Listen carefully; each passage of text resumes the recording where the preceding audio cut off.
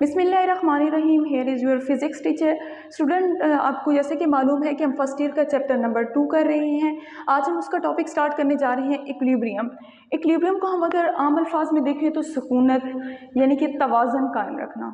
जी, तो अगर हम देखें इक्विलिब्रियम में हमारे पास क्या होता है स्टूडेंट, किसी भी बॉडी पर जब नंबर ऑफ फोर्सेस एक्शन कर रही हों उसके बावजूद भी बॉडी रेस्ट की हालत में हो या यूनिफॉर्म मोशन में हो तो हमारे पास वो कंडीशन जो है वो क्या कहलाती है, वो हमारे पास बॉडी कहलाती है इक्विलिब्रियम की हालत में। जी, तो हमारे पास यहाँ पर इक्विलिब्रियम की हालत में हमारे पास क्या होता है, हमारे पास एक्सेलरेशन ज़ीरो होता है। वजह क्योंकि हमारे पास रेस्ट की हालत में होगा तो भी एक्सेलरेशन ज़ीरो, और अगर हमारे पास यूनिफॉर्म मोशन में होगी बॉडी तो भी एक्सेलरेशन स्टूडेंट हमारे पास ज़ीरो ही होगा।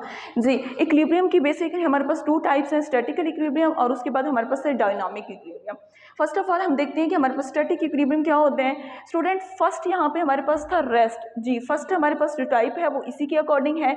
हमारे पास स्टैटिक इक्विलिब्रियम में बॉडी जो होती है वो रेस्ट की हालत में होती है। जब कोई बॉडी रेस्ट में होती है तो उसकी वेलोसिटी भी ऑटोमेटिकली ज़ीरो ही होती है। इसके हम अपनी डेली लाइफ में एग्जांपल देखते हैं कि हमारे पास कौन सी एग्जांपल है। A book on a table, अगर एक बुक को हम टेबल पर रखें तो वो रेस्ट की हालत में ही रहेगी। जी, तो वो इक्विलिब्रियम है। तो हम देखते हैं कि हमने कहा था कि उसके ऊपर नंबर ऑफ फोर्सेज एक्ट कर रही होती हैं। हमारे पास इस पे नंबर ऑफ फोर्सेज कैसे एक्ट करेंगी, हम बुक को जब टेबल पर रखते हैं तो बुक का वेट जो है वो डाउनवर्ड एक्ट करेगा, और उसी तरह हमारे पास टेबल जो है वो बिल्कुल सेम फोर्स के साथ उसके ऊपर रिएक्शन की फोर्स लगाएगी जो कि अपवर्ड होगी। ये दोनों फोर्सेज हमारे पास क्या होंगी, मैग्नीट्यूड में बराबर होंगी लेकिन डायरेक्शन में अपोजिट होंगी, तो एक दूसरे के असर को कैंसिल कर देंगी, इफेक्ट को कैंसिल कर देंगी, जिसकी वजह से बुक जो है वो टेबल के ऊपर वो रेस्ट की हालत में ही मौजूद रहेगी।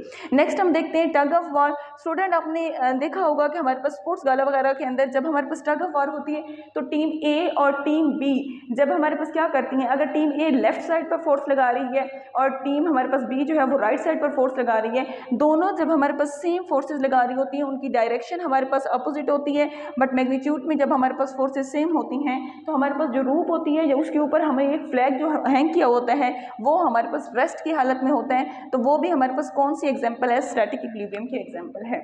जी स्टूडेंट, हम अपनी नेक्स्ट टाइप की तरफ चलते हैं जो कि है डायनामिक इक्विलिब्रियम।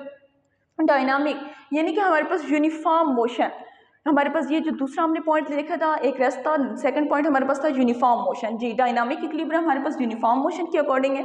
इसमें बॉडी हमारे पास मूव तो कर रही होती है बट यूनिफॉर्म मोशन में होती है, जिसकी वजह से हमारे पास बॉडी इक्विलिब्रियम की हालत में होती है। हमारे पास इसमें आप देख सकते हैं body is in a uniform motion. Next हमारे पास इसके लिए कॉन्सेप्ट ये है कि हमारे पास स्टूडेंट देखें हमारे पास मोशन भी दो तरह की होती है, एक हमारे पास ट्रांसलेशनल मोशन होती है, दूसरी हमारे पास रोटेशनल मोशन होती है। जी, तो अगर हमारे पास बॉडी जो है वो ट्रांसलेशनल मोशन में है तो हमारे पास उसमें हमारे पास क्या होगी, हमारे पास ऑब्जेक्ट जो है यूनिफॉर्म लीनियर वेलोसिटी के साथ मूव कर रहा होगा, और अगर बॉडी हमारे पास रोटेशनल मोशन में होगी तो तब हमारे पास वो मूव कर रहा होगा यूनिफॉर्म एंगुलर वेलोसिटी के साथ। अगर हम डेली लाइफ में एग्जांपल देखें तो पैराट्रॉपर यानी कि हमारे पास पैराशूटर जो होते हैं वो जब एरोप्लेन से हमारे पास जंप करते हैं तो अपने पैराशूट को ओपन कर लेते हैं। जब पैराशूट को ओपन कर लेते हैं तो स्टूडेंट उसका वेट जो है वो डाउनवर्ड हमारे पास उसको फोर्स की तरह एक्ट करता है, जबकि हमारे पास जो हवा है, एयर जो है वो उसकी पैराशूट पर अपवर्ड हमारे पास एक्ट होगी। दोनों हमारे पास जो होती हैं ये फोर्सेस इक्वल होती हैं in magnitude but opposite direction, तो वो हमारे पास एक यूनिफॉर्म वेलोसिटी अटेन कर लेता है जिसके जरिए वो हमारे पास ज़मीन पर जो है महफूज तरीके से उतर सकता है।